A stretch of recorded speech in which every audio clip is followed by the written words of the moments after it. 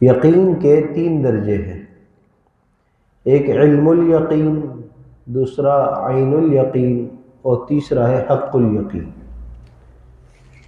مثال سے سمجھیے، سردی کا موسم ہے، آپ کسی دوست کے پاس ملاقات کے لیے جاتے ہیں تو وہ دوست آپ سے کہتا ہے کہ میں آپ کے لیے گرم گرم چائے لے کر آتا ہوں۔ تو جیسے ہی اس نے کہا میں گرم چائے لے کر آتا ہوں تو آپ کے ذہن میں وہ چائے کا نقشہ آ گیا، کہ گرم چائے کیسی ہوتی ہے، اس کا کیا فائدہ ہے، یہ علم آ گیا اس کا، یہ ہے علم الیقین۔ اور جیسے ہی چائے تیار ہو کر آپ کے سامنے رکھی میزبان نے، تو آپ نے دیکھا کہ اس میں سے بھاپ اڑ رہی ہے، بخارات اس میں سے اڑ رہے، تو آپ کو یقین ہو، عین الیقین، آنکھ سے دیکھ لیا آپ نے کہ ہاں چائے بھی ہے اور گرم بھی ہے۔ اور جیسے ہی آپ نے اس کو مگ کو اٹھا کر اپنے ہونٹوں سے لگایا، اس کو پیا، تو آپ کو حق الیقین، یقین کا حق حاصل ہو گیا کہ ہاں چائے ہے، گرم بھی ہے، اور سردی کے موسم میں لذیذ بھی ہو رہی ہے۔ تو یہ ہر چیز کے علم کے، یقین کے یہ 3 درجے ہیں۔ سب سے پہلے علم آتا ہے، پھر عین الیقین کا حق حاصل ہوتا ہے، اس کے بعد حق الیقین حاصل ہوتا ہے۔ اللہ تعالیٰ کی ذات کے بارے میں اللہ کے محبوب صلی اللہ علیہ وسلم نے ہمیں بتلایا تو ہمیں علم الیقین حاصل ہوا۔ علماء کرام سے ہم نے اللہ کے بارے میں سنا تو ہمیں علم الیقین حاصل ہوا۔ ماں باپ نے ہمیں بتلایا کہ ہمیں پیدا کرنے والی ذات کون ہے، اللہ کی ذات ہے، تو ہمیں علم الیقین حاصل ہوا۔ اور اب یہ علم الیقین کی زندگی ہماری چل رہی ہے ہر چیز کے بارے میں۔ اللہ ہے ہم نے دیکھا نہیں ہے، جنت جہنم ہے ہم نے دیکھی نہیں ہے۔ اب دوسرا درجہ ہے عین الیقین۔ اللہ کے محبوب صلی اللہ علیہ وسلم کے جو ساتھی تھے ان کو کیا کہتے ہیں؟ صحابہ کرام۔ صحابہ کرام رضوان اللہ علیہ مجمعین کا یقین اتنا کامل تھا کہ ان کو حق الیقین کا مقام مل چکا تھا۔ یہی وجہ ہے کہ حضرت علی کرم اللہ وجہہ فرمایا کرتے تھے کہ اگر جنت اور جہنم میرے سامنے بھی آ جائے تو میری یقین میں ذرہ برابر بھی اضافہ نہیں ہوگا، اس لیے کہ مجھے پہلے سے پتہ ہے، میرے دل دماغ میں اتنی پختہ ہے یہ بات کہ دیکھ بھی لوں تو کوئی فرق نہیں پڑے گا، کیونکہ مجھے پتہ ہے کہ یہ چیز ہے۔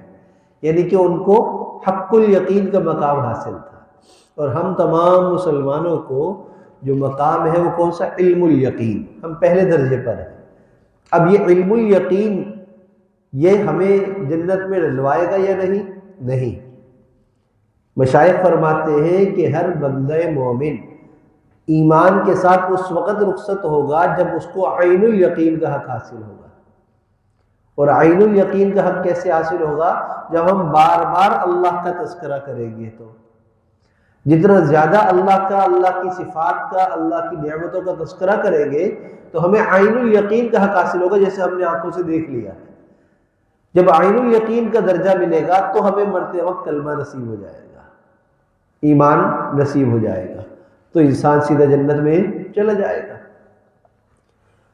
تو اللہ کا تذکرہ اتنا زیادہ کرنا کہ ہم علم الیقین سے عین الیقین تک پہنچ جائیں، یہ ساری زندگی کرنا ہے، ہر کام میں کرنا ہے۔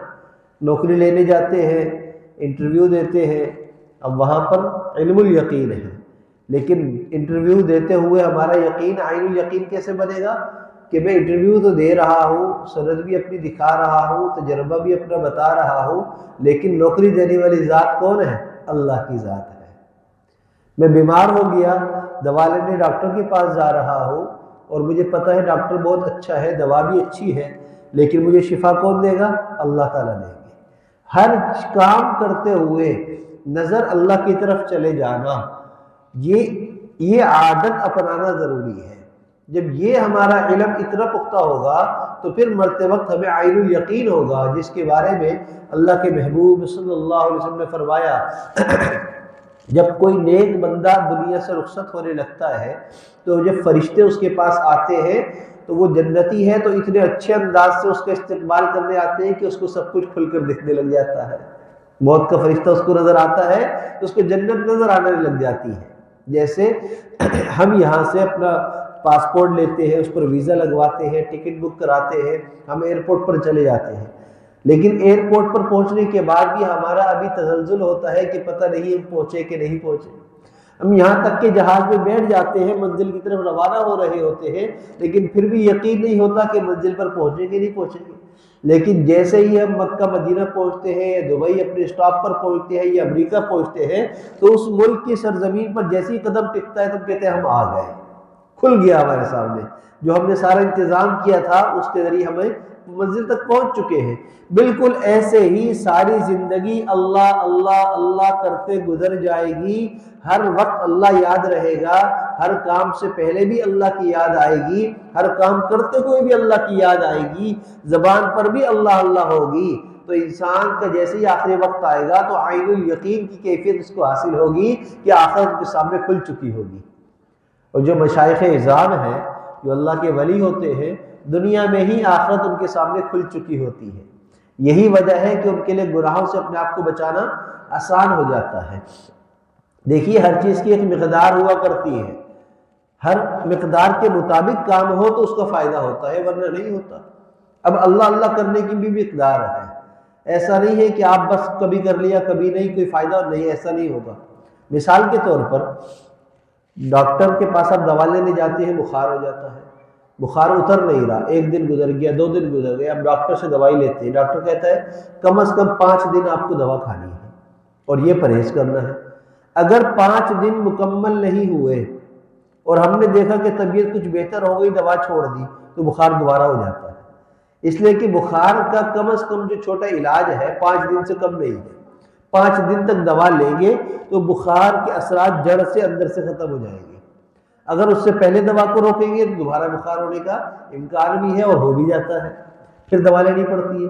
پھر ڈاکٹر ابتدا سے 5 دن کی دوا دیتا ہے، یعنی کہ علاج بیچ میں چھوڑ دیا تو وہ پیچھے والا علاج ناقص ہو گیا، بے فائدہ ہو گیا، اب دوبارہ سے 5 دن۔ اسی طرح ہیپیٹائٹس بی ہے، سی ہے، اس کا علاج ہوتا ہے، اس کے انجیکشن ہوتے ہیں، دوا ہوتی ہے، تو وہ انجیکشن اگر پورے نہ کیے جائیں تو اس سے پہلے اگر چھوڑ دیا جائے تو جب دوبارہ علاج کریں گے تو دوبارہ ایک سے انجیکشن لگنا شروع ہوں گے، وہ پیچھے والے کارآمد نہیں رہیں گے۔ ہر بیماری کے علاج میں ایسا ہی ہوتا ہے کہ دوا میں ناغہ بھی نہیں کرنا، بیچ میں گیپ بھی نہیں کرنا، اگر چھوڑ دیں گے علاج تو پھر دوبارہ سے دوا لینی پڑے گی۔ بالکل ایسے ہی ہماری زندگی کے اندر یہ اونچ نیچ آتی ہے۔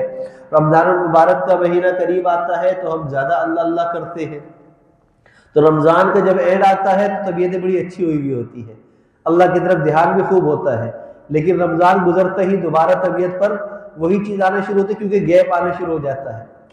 بالکل ایسے ہی جیسے حج عمرے پر انسان جاتا ہے، ابھی پرسوں کی بات ہے، ایک نکاح کی تقریب کے اندر جو ہے ایک دوست کہنے لگے کہ اپنے دوستوں کو کہ یہ جو ہے عمرہ کر کر آئے ہیں، اور آگے سے پھر کہنے لگے کہ اور آج جو ہے یہ پینٹ شرٹ پہنے ہوئے ہیں، ابھی عمرہ کر کے 1 ہفتہ ہوا ان کو آئے ہیں، تو آگے سے کہنے لگے کہ آج صبح تک میں قمیص شلوار میں ہی تھا۔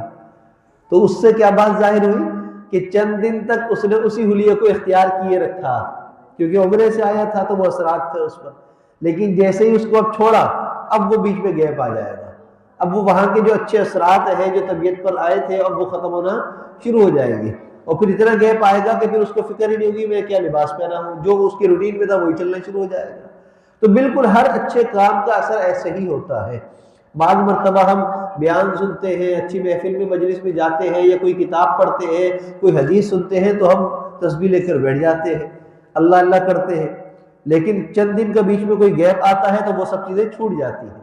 تو ہمیں ایک مقدار بنانی ہے، ایک وقت مقرر کرنا ہے، اس کے مطابق اللہ تعالیٰ کو ہم نے یاد کرنا ہے۔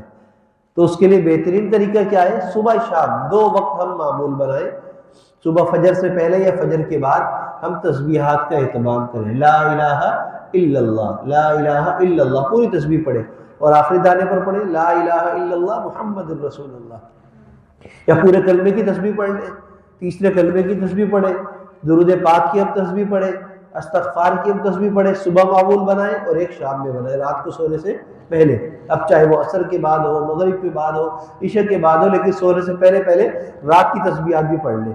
فائدہ کیا ہوگا کہ صبح پڑھنے کی وجہ سے دن بھر اللہ کا استحضار رہے گا، اللہ کی طرف دھیان رہے گا، تو گویا کہ پورا دن کو صبح کی تسبیح کور کرے گی، اور جب رات کو شام کو تسبیح کریں گے تو وہ پوری رات اللہ اللہ کی تسبیح کا دھیان رہے گا، اللہ کا کہ دھیان یا دل کے اندر موجود ہوگا اور دل اللہ اللہ کر رہا ہوگا۔ تو اس طریقے سے ہمیں مقدار بنا کر خوراک لینی پڑے گی، پھر جا کر ہمیں اس کا کامل فائدہ ہوگا۔ اور یہ علم الیقین کی جو کیفیت ہے، یہ اسی طرح ہم کرتے رہیں گے، تسبیحات، قرآن پاک کی تلاوت، نماز، تو آخری وقت میں اللہ تعالیٰ عین الیقین کی کیفیت ہمیں عطا فرما دیں گے۔ حج عمرے پر جو حضرات جا چکے ہیں انہوں نے اگر غور کیا ہو، یہ جو جانے والے ہیں وہ جا کر غور کریں، جو خانہ کعبہ کے اوپر غلاف چڑھا ہوا ہے، اس غلاف پر اللہ تعالیٰ کے نام لکھے ہوئے ہیں، اللہ کے نام ہیں۔ اب اللہ تعالیٰ کے نام، ایک ہے نام اسم ذات اللہ، اس کے علاوہ کتنے نام ہیں؟ 99 نام ہیں جو قرآن پاک کی ابتدا میں ہوتے ہیں۔ لیکن صرف 99 نام نہیں ہیں اللہ کے، بلکہ 1000 سے زیادہ احادیث میں آئے ہیں۔ لیکن ان 99 ناموں میں 2 نام ہیں جو نہیں ہیں، جو احادیث کی کتابوں میں ہیں، وہ ہے حنان اور منان، یہ اللہ کے صفاتی نام ہیں۔ غلاف کعبہ پر حنان اور منان بہت کثرت سے لکھا ہوا ہے، یعنی اور نام تو ہیں لیکن یہ 2 نام زیادہ ہیں۔ ایک عالم فرماتے ہیں کہ میں نے وہاں پر پڑھا تو میں حیران ہوا کہ اور نام بھی ہیں لیکن یہ نام زیادہ ہے، حنان اور منان۔ ہر دوسری لائن میں یہ نام لکھا ہے، پھر تھوڑا فاصلے پر لکھا ہوا ہے، تو سمجھ میں نہیں آیا کہ یہ کیوں نام۔ پھر میں نے تحقیق کی، پڑھا ان ناموں کے بارے میں، کہتے ہیں کہ پھر اس کے جو معارف کھلے تو میں حیران رہ گیا کہ وہاں کے علماء نے جو یہ نام بہت کثرت سے لکھوایا ہے تو اس کی وجہ کیا ہے۔ سنیے، بڑی عجیب بات، لذت والی بات، اللہ کی محبت والی بات۔ حنان کہا جاتا ہے کہ وہ ذات کہ جس سے کوئی روٹھنا چاہے تو وہ روٹھنے نہ دے، اس کو کہتے ہیں حنان۔ کیا کہتے ہیں؟ حنان۔ جیسے شکاری جو ہے جب جال ڈالتا ہے پانی میں مچھلی پکڑنے کے لیے تو مچھلیاں جانا چاہتی ہے لیکن شکاری جانے نہیں دیتا، اپنے جال کے اندر پھنسا لیتا ہے، یہاں تک کہ وہ پھڑپھڑاتی رہتی ہے لیکن وہ کھینچ کر اس کو باہر نکال لیتا ہے، اپنے قریب کر لیتا ہے۔ جب اپنے قریب کرتا ہے تو پھر اس کو اس کا فائدہ حاصل ہوتا ہے۔ تو بالکل ایسے ہی بندے مومن گناہ کرتا ہے، اللہ سے دور ہوتا ہے، نماز چھوڑتا ہے اور دنیا کے کاموں میں لگتا ہے تو اللہ سے دور ہو رہا ہوتا ہے۔ اللہ حنان ہے، اللہ حنان ہے، اللہ دور جانے والے کو بھی جانے نہیں دیتے، اللہ سے روٹھنے والے کو بھی اللہ روٹھنے نہیں دیتے۔ جیسے ماں ہوتی ہے نا، ماں اپنے بچے سے بہت زیادہ محبت کرتی ہے، اگر بیٹا کبھی ناراض ہو جائے، بات نہ کر رہا ہو یا کہنا نہ مان رہا ہو، بیٹی اگر اس طرح کی باتیں کر رہی ہو تو ماں کیا کہتی ہے کہ کیوں روٹھ گئے مجھ سے، میں نے کیا کیا ہے، اپنے اور قریب کرتی ہے۔ بالکل ایسے ہی اللہ 70 ماؤں سے زیادہ اپنے بندوں سے، اپنے بندیوں سے محبت کرتے ہیں۔ جب اللہ کے بندے اور اللہ کی بندیاں اللہ کی نافرمانی کر کے اللہ سے دور ہو رہے ہوتے ہیں تو اللہ ان کو اپنے قریب کرتے ہیں، اور اس قریب کرنے کی علامت قرآن پاک میں دلیل کیا ہے؟ اللہ نے قرآن پاک میں فرمایا، اے میرے محبوب نبئ عبادی انی انا الغفور الرحیم، اے میرے محبوب میرے بندوں کو بتلا دیجئے کہ میں بڑا بخشنے والا اور رحم کرنے والا ہوں۔ کیا مطلب؟ اگر تم مجھ سے روٹھنا چاہتے ہو، دور ہونا چاہتے ہو، تم گناہوں میں لگنا چاہتے ہو تو پریشان نہ ہو، معافی مانگ لو، میں معاف کر دوں گا، میں تو غفور ہوں، بخشش مانگو گے میں تمہیں بخش دوں گا، تم رحمت چاہو گے میں تمہیں رحمت دوں گا، تم پریشان نہ ہو، دور نہ جاؤ۔ تو اللہ حنان ہے، حنان، کہ اگر ہم روٹنا بھی چاہتے ہیں تو اللہ ہمیں روٹنے نہیں دیتے۔ اور دوسری صفت فرمایا منان۔ منان کس کو کہتے ہیں؟ منان وہ ذات کہلاتی ہے کہ جو کسی پر احسان بھی کرے اور احسان جتلائے بھی نہیں۔ اللہ وہ ذات ہے، اللہ نے ہم پر بے شمار احسانات کیے ہیں لیکن احسان جتلایا بھی نہیں۔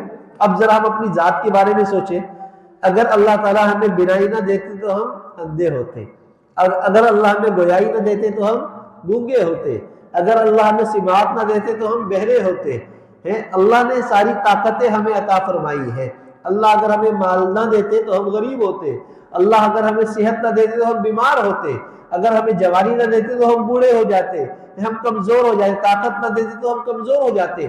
تو یہ ساری نعمتیں دینے والی ذات کون ہے؟ اللہ کی ذات ہے، اللہ نے ہمیں دیا ہے۔ تو اللہ کون ہے؟ منان ہے۔ اللہ نے ہمیں بے شمار احسان ہم پر کیے ہیں۔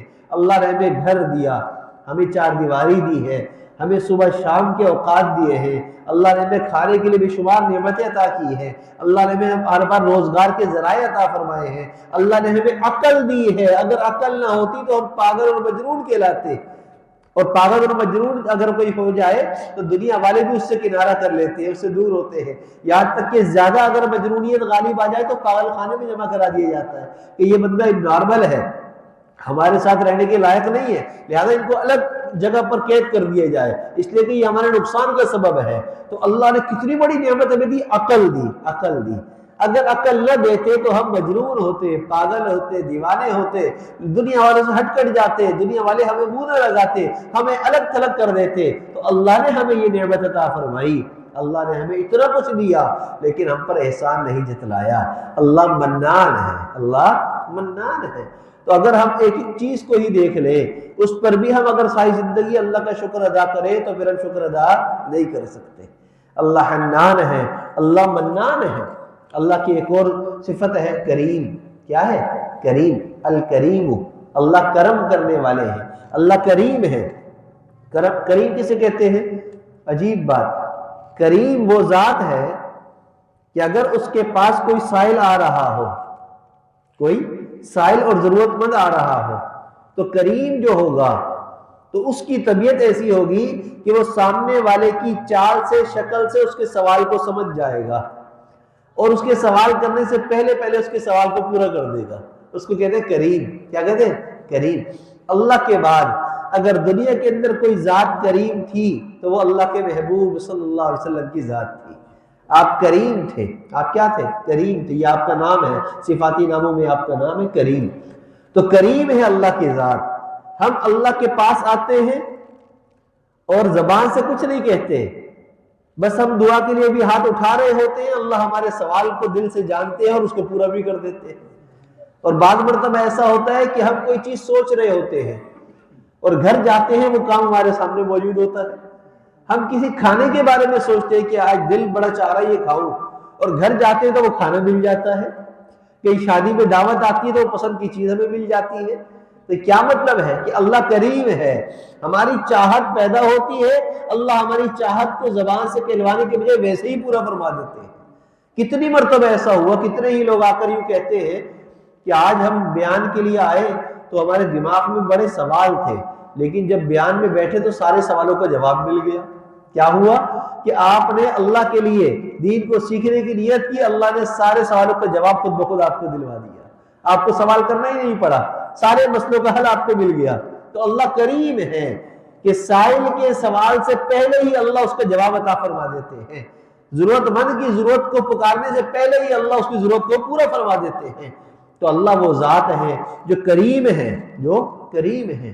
اور رحیم کریم کیسے ہے؟ اللہ رحم کیسے کرتے ہیں؟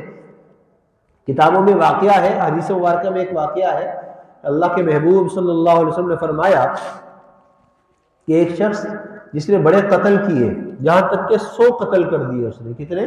100 قتل کر دیے۔